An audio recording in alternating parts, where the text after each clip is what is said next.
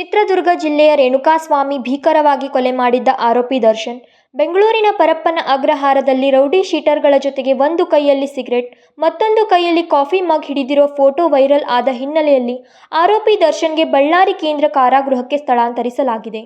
ದರ್ಶನ್ ಮೇಲೆ ಗಂಭೀರ ಆರೋಪ ಇದೆ. ರೇಣುಕಾಸ್ವಾಮಿ ಹತ್ಯೆ ಕೇಸ್ನಲ್ಲಿ ದರ್ಶನ್ A2 ಆರೋಪಿ ಆಗಿದ್ದು ಪರಪ್ಪನ ಅಗ್ರಹಾರ ಜೈಲಿನಲ್ಲಿ ದಿನ ಕಳೆಯುತ್ತಿದ್ದಾರೆ. ಜೈಲು ಸೇರಿದ ದರ್ಶನ್ ಅಲ್ಲಿಯೂ ರೌಡಿ ಶೀಟರ್ಗಳ ಸಹವಾಸ ಮಾಡಿದ್ದರು. ಈ ಹಿನ್ನೆಲೆಯಲ್ಲಿ ಬೆಂಗಳೂರಿನ ಪರಪ್ಪನ ಅಗ್ರಹಾರದಿಂದ ಬಳ್ಳಾರಿ ಜೈಲಿಗೆ ರವಾನೆ ಮಾಡಲಾಯಿತು.